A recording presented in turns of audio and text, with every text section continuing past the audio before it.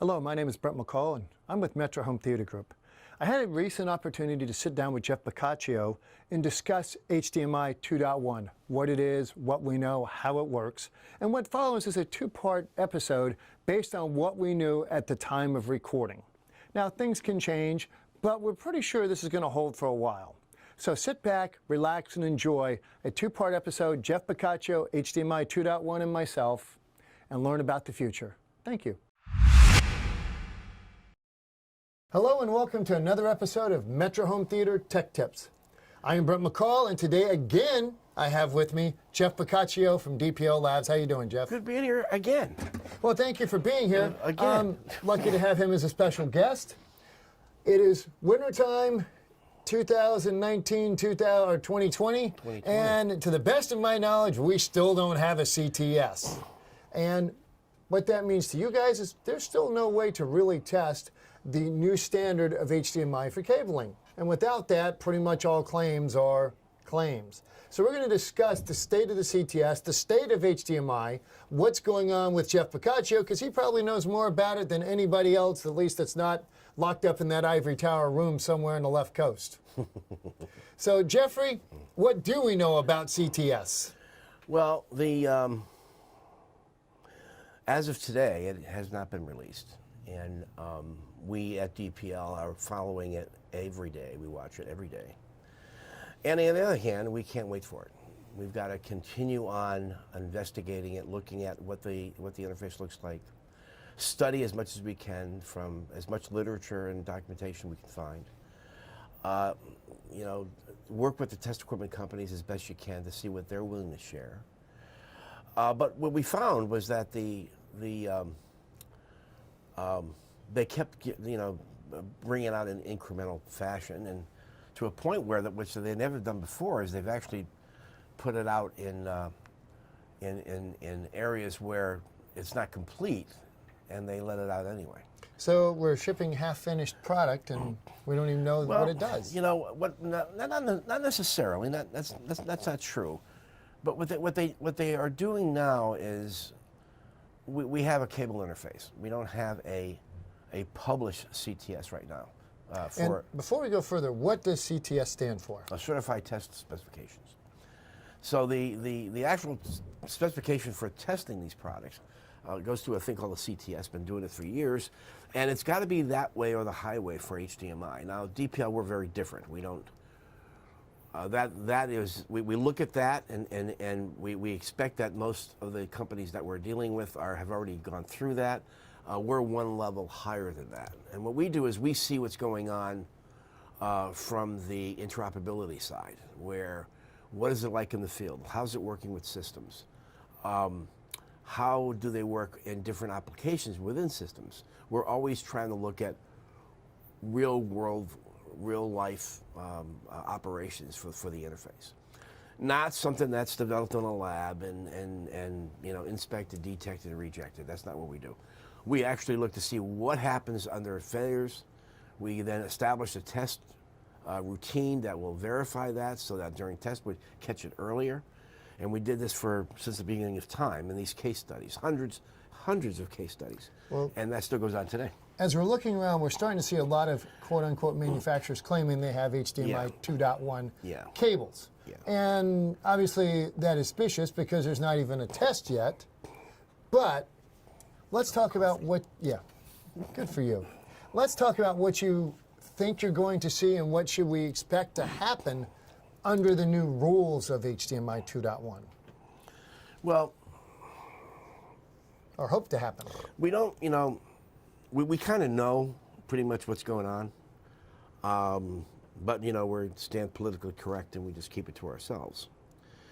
However, there's a lot of things within the spec that are questionable for us, primarily in the fact that there's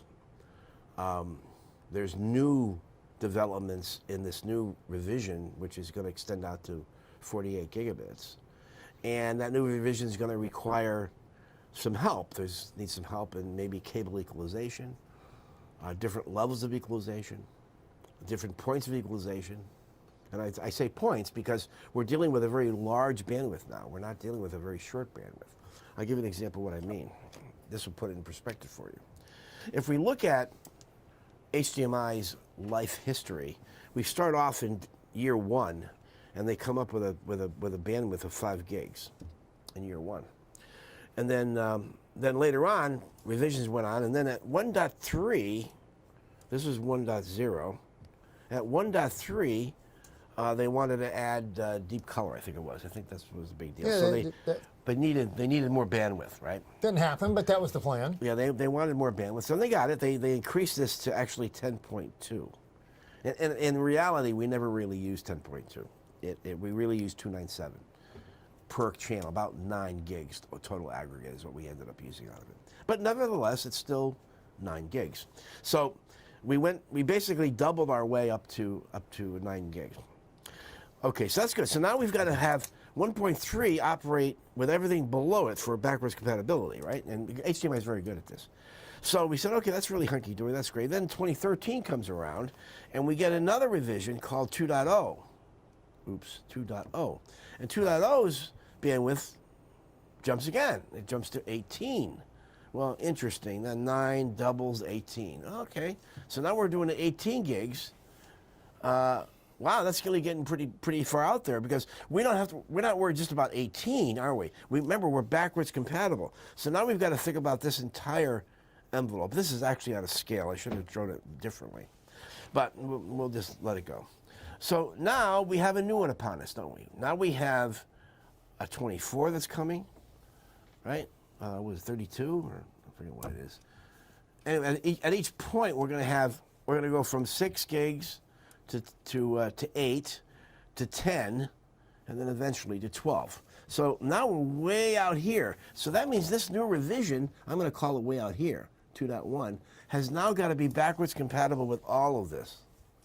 So this is getting pretty damn big to handle. And when you start, trying to make a transmission line that's going to operate under that whole total aggregate, that's a lot of space. So it's going to have to be made very, very carefully and very different. And it is. It's made very differently. But they still have to satisfy what goes on down here. Because that's still 98.999% there's still going to be of a the lot of products. that out there. And what happens to those folks that don't really give a damn about 8K? They want us to stay with 4K, or they want to stay with 1080p. I don't know, whatever they want. But we've got to be able to satisfy those guys. And this is where the issue comes in. And what they've done is they've actually changed the whole standard, where before it was a source and it was a sink, particularly a display, and then inside that sink, after this revision, an internal equalization was established in order to fix the cable problems that went there. They needed a little boost, a little help from its friends. They needed to get a little bit more gain out of that input stage. Otherwise, these cables would have never worked, at least for distances out to, 5, 6, 7, 8 meters, right? So, and then that's you're talking 20 feet. That's not that long. Whereas most of the guys are out there trying to do, 100 50, feet, 75, 100. long feet, long distances. So, so that's what happened in 1.3. And then then 2.0 came around. Well, they're going up in frequency, so we're talking about Nyquist now. And so when we're dealing with that number, well, now we've got to increase this a little bit more and push that a little bit more and increase a little bit more, and they increased it about 4 dB. So now we've got a lot more gain up here that is used to compensate for 18G, and hopefully get that out to 5 meters or so, 5, 6 meters. Let's say 5 or 6 meters. And they said, at the time, you could, as long as you're using Category 2 cable, which is this cable here high for speed. 1.3 for high speed, it should work here. And they were right, it did. They do their homework, and they did a good job. But they did a lot of this by way of looking at what the insertion loss was to the cables. And so we're looking at a lossy cable. So the longer the cable, the more the loss. The smaller the gauge of the wire, the more the loss. The closer the shields are to the center conductors, the more the loss. I mean, there's all kinds of reasons why there's losses. And there's the way the cable's topography is. It could be twin axed, it could be twisted shields. All these are different properties with different characteristics and different qualities.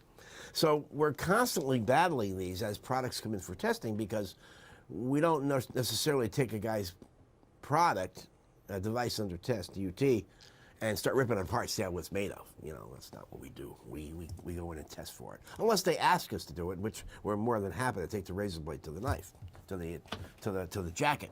So this is all fine and dandy, but then as we moved up to 18, we increased it, and now we're going out to 48. So you think, oh wow, we got to really increase this thing. Whoa, way up here maybe. Yeah, this was pretty close. I mean, even though the system probably switches between the two, these curves are so close that these actually could work under the same equalization curve. But 48, that's a stretch. It's going to be a tough one there. So what they're going to do is they're going to have different equalization characteristics for each length and bandwidth. So at very short ones, there'll be very little equalization needed. And then for very long ones, there'll be a lot of equalization needed. So there's going to be an adaptive product in these things to recognize? Well, you know, we don't know that yet, Brent. You know, we don't know if it's going to be adaptive. I have not recognized any of that yet. But no matter what, whether it's adaptive or not, we still have to be ready for this. And then on top of that, in order to compensate for it, because the actual overall Nyquist area is not really in this new spec. They're looking at it more broad-banded. And the gain characteristic isn't as much as what we used to have. So what's going on here? Well, they have another set of equalization done in the source side, which they've never done before. So now, you know, this is why test equipment is so important, because you have to have test equipment where you can calibrate these to what those equalization standards are. Not only in the oscilloscope, which has been around for years, but also now in the actual generator or the burnt, whatever you're using. So these numbers are going to be shifted back and forth. So between, you know, and the spec calls for 3 gigs out to 12. So every one of those has to be done with maybe a different way of testing it. The normal way would be just sweep them all, just check them all out and see how they fall, and that could be the way it's going to be. But we know one thing, and that is that, remember, this is digital. This is digital signaling. This is not analog.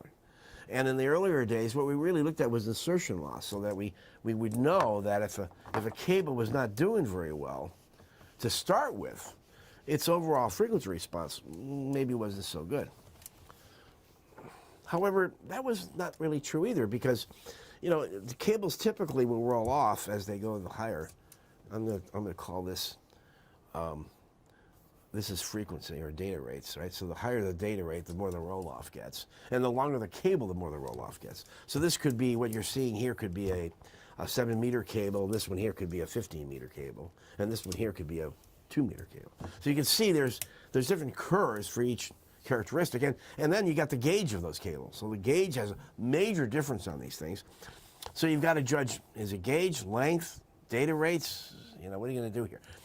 But that only gives us one thing. It only gives us one thing. It gives us what the insertion loss is. But this is in what we call frequency domain. Frequency domain. Well, we don't live in the frequency domain on HDMI or any signaling like this. We use it because frequency domain gives us S parameters, so we know what return loss is, insertion loss, and all the scattered information. That's what S parameters stand for, scattered. And we take that information and we look at it, and it's good information, but at the end of the day, the data or the integrity of the product has to develop a good, clean output for the data that we're looking for. And that's in what we call, we do that in time domain. Time domain. So there's a very big difference between these two, yet they can be converted by a foreigner transform theory.